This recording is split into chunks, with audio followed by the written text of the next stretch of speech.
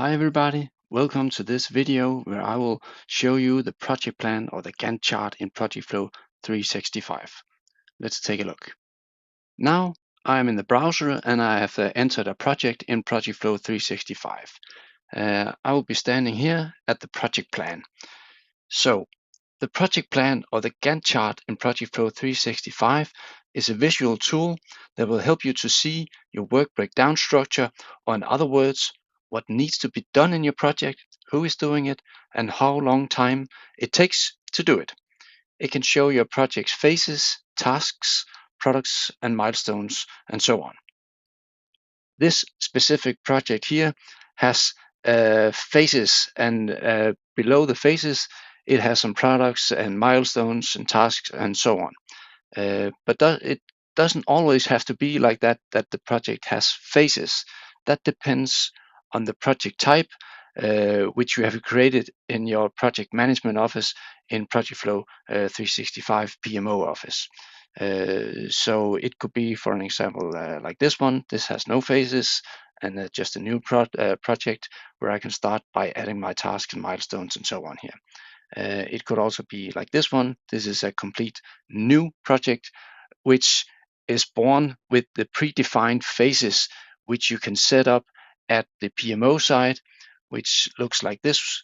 PMO, go to this side here called the phase models, and here you have created the phases, and you can set a color for each phase and a duration and an offset for the next phase and so on. Very easy to use.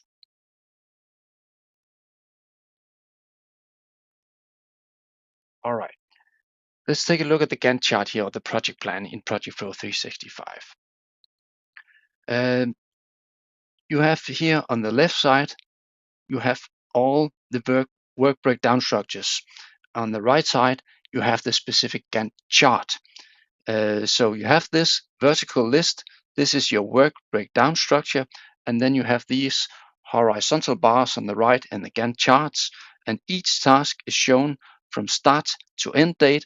And you can create dependencies, for example here, dependencies between your tasks, which can be very useful in your planning.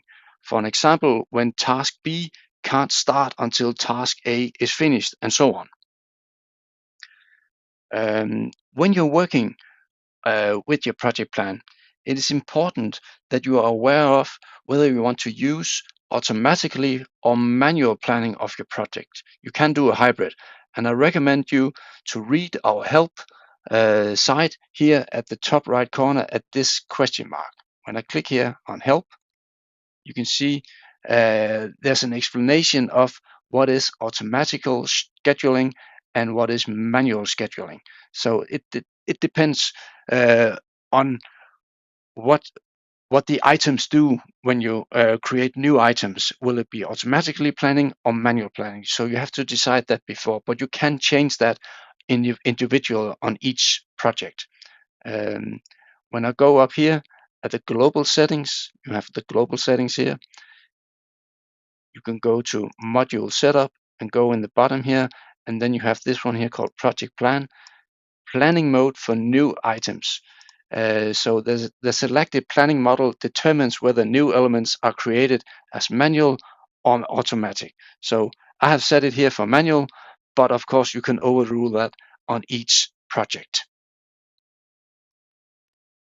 If you want to overrule that on the specific project, you have to go to the project here, click on this one here called adjust filter, and then on filters here, go to settings.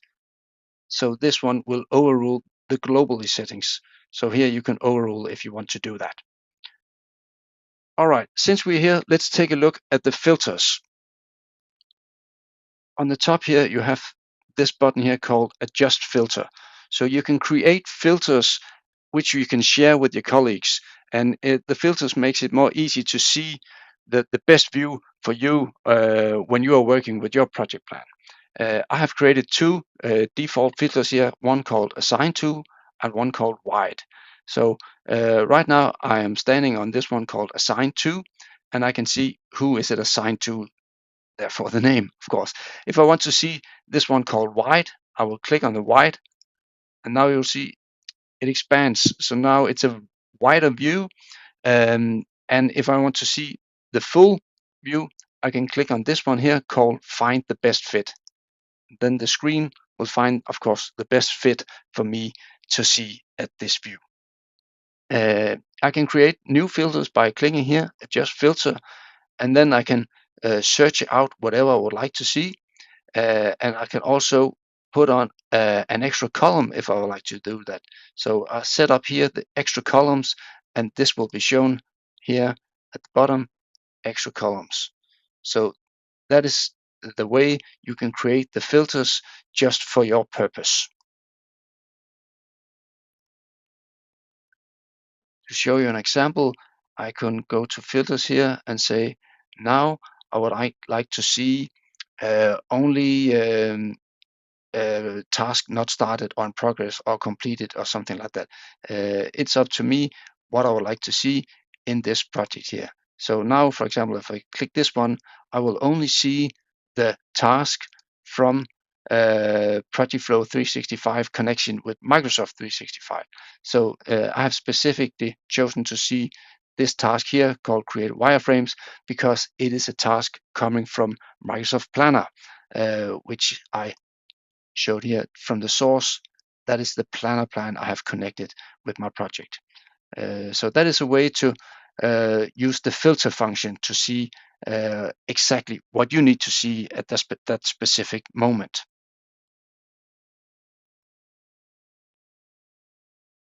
When we are looking at the Gantt chart here, you can see the different columns. It is possible to adjust the column width by double clicking.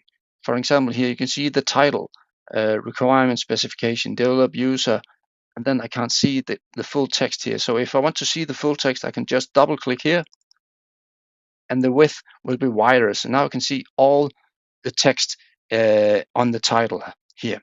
So it's possible to double click and expand and so on if I want to do that. And if I want to see more, of course I can do like that.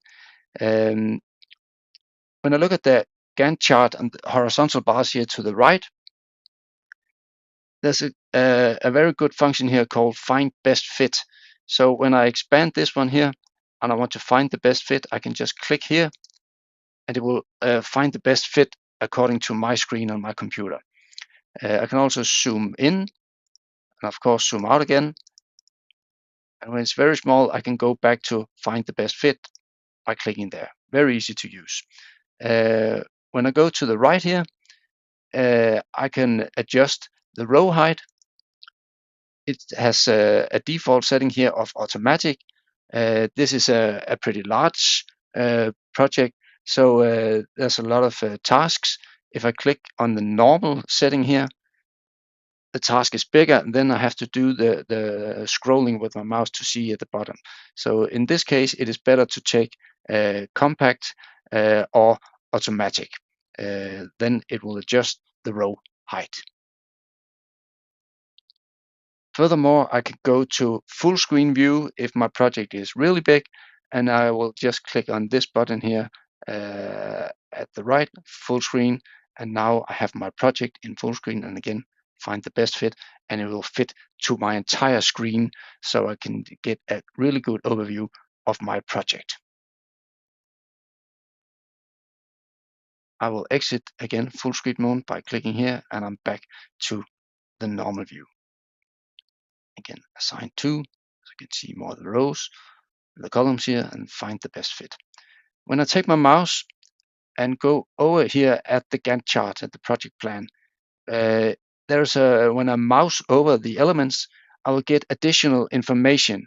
So for an example, if I hover over this here, this is a task, then it gives me additional information that the task call is called Identify Project Goals and Deliverable, and it starts on the 13th of May and it ends on the 27th of May, and this is a 100% complete. So this is when I mouse over the specifics, detailed elements. You see here different information from each. That is a very neat function.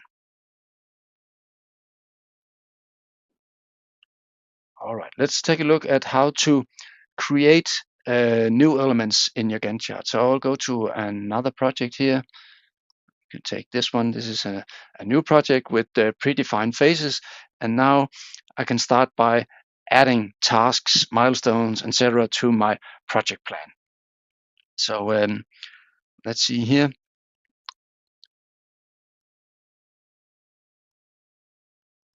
In this case, it has set a default for automatically planning.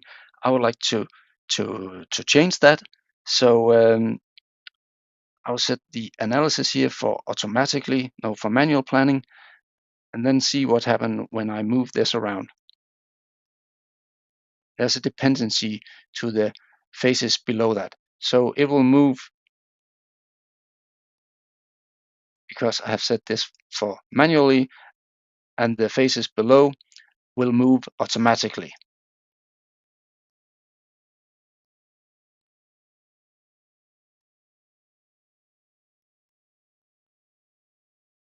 A strong feature when you're working with the project plan here in ProjectFlow 365 is that you can click around and start creating your plan, but you don't have to save it. Perhaps if you make a mistake, then you can just cancel. So for example, if I do this, and then I will have a task, I will create a task here, task 1, and I set that to Annie Olsen and so on. Let's say, oh no, I regret that. I don't want to do that anymore. So I just click cancel, and it will cancel all I did and will go back to square one. When you take a look at this project plan specific here, it was default set for days, duration for days for the specific phases. But of course, it is possible for me to change that. So I can just set a different kinds of sets of dates, and the project will move according to how many days I would put it here. So that is also a possibility to do in ProjectFlow 365. You can do it there. And it's also possible to use the mouse and do like this. Also a possible way to do. So you can click around, so you can change the date from the Gantt chart or for the specific fields over here.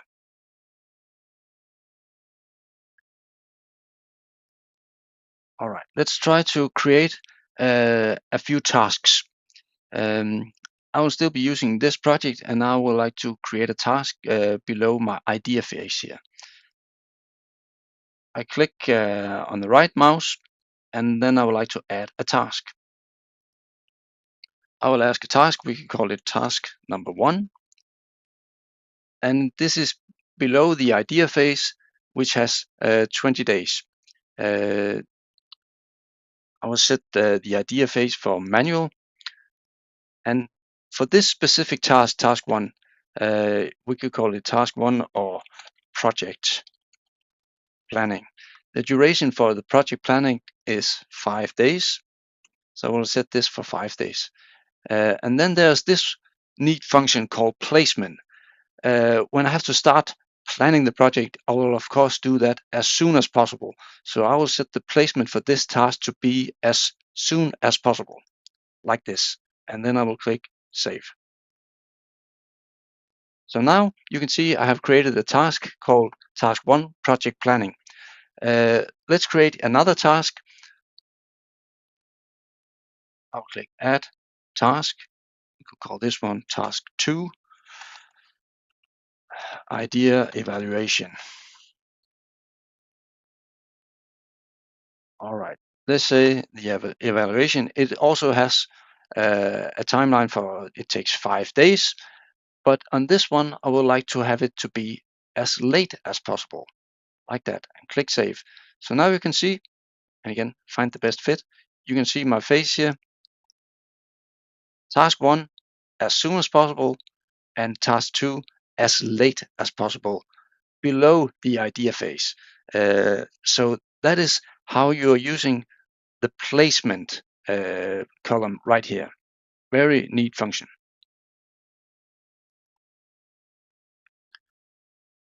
I can create all the tasks from right here. It's very easy just to keep on clicking and ask a lot of tasks. And then you can also create the task as subtasks. That's also a possibility. So I click, for example, if I want a subtask to task 1, then I will click here, add a task, and this is now a subtask. Also a possibility to do. So now I've created a lot of tasks and even a subtask to this. You see, this is indent. If I would like to outdent it again, so it won't be a subtask again, I can just click outdent.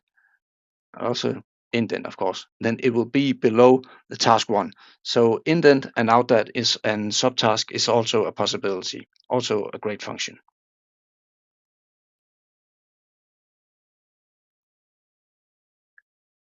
All right, guys, let's continue on this example here. So now I have created task, a lot of tasks, and actually I have regretted that, but I have saved it. So I can still delete those, and then I have to click on this one here called archives. So I will now archive these tasks like this. Save, and now they will be gone. Just like that. Yes. So now I have archived my tasks, which I have created by mistake. Let me show you how to create dependencies between tasks. So I could create another task. I would like to create a task here. So create another task. Task 1.5. That should be automatically. And I will now create. I have to save that. So let's say we can say the duration should also be 5 days, like that. And now I would like to create a dependency. So I click on the task 1 with a mouse, and then I draw it here to the back of task 1.5, and now I have created a dependency. So task 1.5 can't begin before task 1 is completed. And you can double click on the dependency that I created. So here you can see which kind of dependency did you make. I made it from end to start. You can also set an offset. So for an example, if you want task 1.5 to start with an offset of, for example, 5 days, I can just click 5 and take a look here. When I will commit this, you see now it moved the duration 5 days. So that is something you can set up here, the specific offset for each dependency, if that is something which you could use. Oh, I just want to set it back here to offset of 0 and commit that instead. Just like that, and save. Again, find the best fit. That.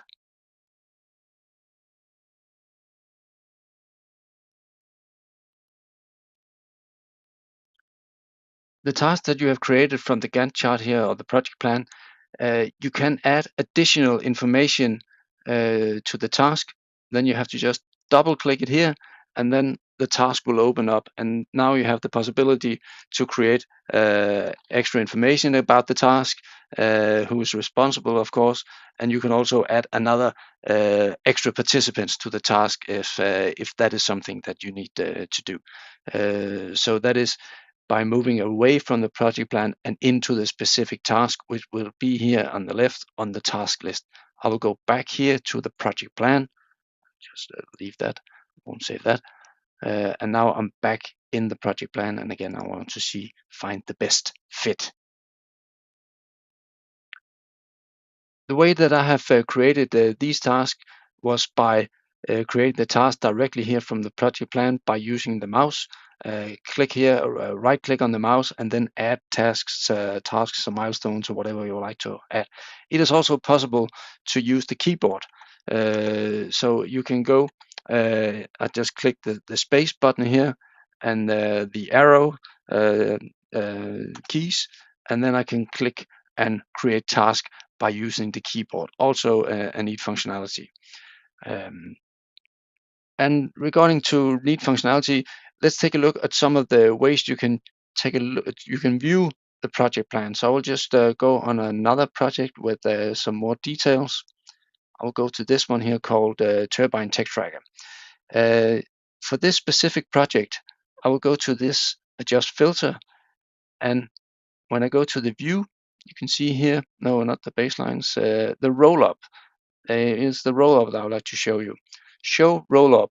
Yes, I would like to see all elements in my project plan. What that means is when you go here and I collapse the different phases, you can see beneath each phase that there is some activity, and that is the roll up. So you can see here this idea phase. Below the idea phase, there's a task here and here, and it is visual at the top here. That is the roll up which you are setting here. Show roll up. Yes, I would like to include all elements. So if I, for example, show no, I don't want to see roll ups, click refresh. Then here you can see the different. There is no roll up beneath. So that is the function called show roll ups. Yes, I would like to see all elements. I can also show you a very neat function called, I'm in another project. This is the Wing X100 project. So, for example, we all have to, projects get delayed, late, and so on. So sometimes you have to move tasks or perhaps even move the whole project. So it's very useful to go back in time and see what was actually the baseline for the project. So therefore we have this in the filter called view, and we have the baselines here. So I click on the baselines, and I would like to see this specific project. I would like to go back to last year. For example, I can set for, let's see, the view for 1st of November last year, and I'll click refresh. And now you can see at the project plan, I'll go to normal, and then it's a bit more visual. You can see the project here. There's a tail now. So this is the baseline where the idea and knowledge, this one here, idea and knowledge, it is now from 28th of July to October. So, but actually before that, it was set to start in May. So that is the baselines. So you can see the baselines for each task, each element which has been moved. Very neat function. So you can go back and see how was this actually at the beginning.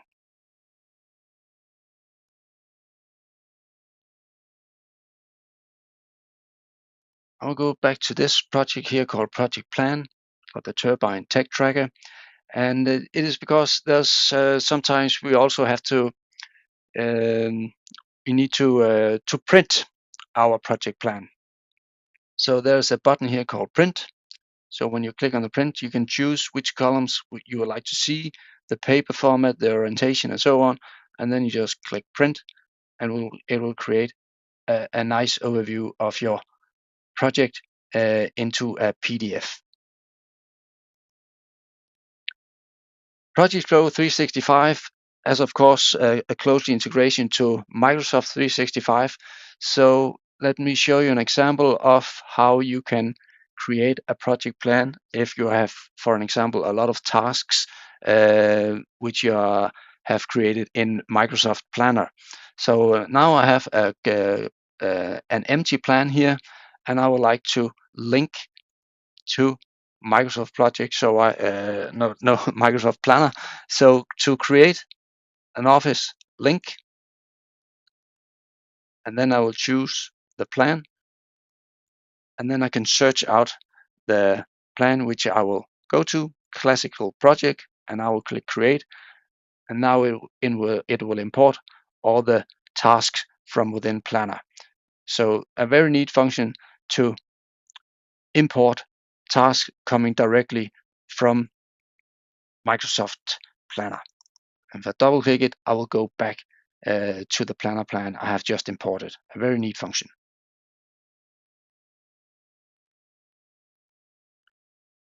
All right, guys, that was it for me today.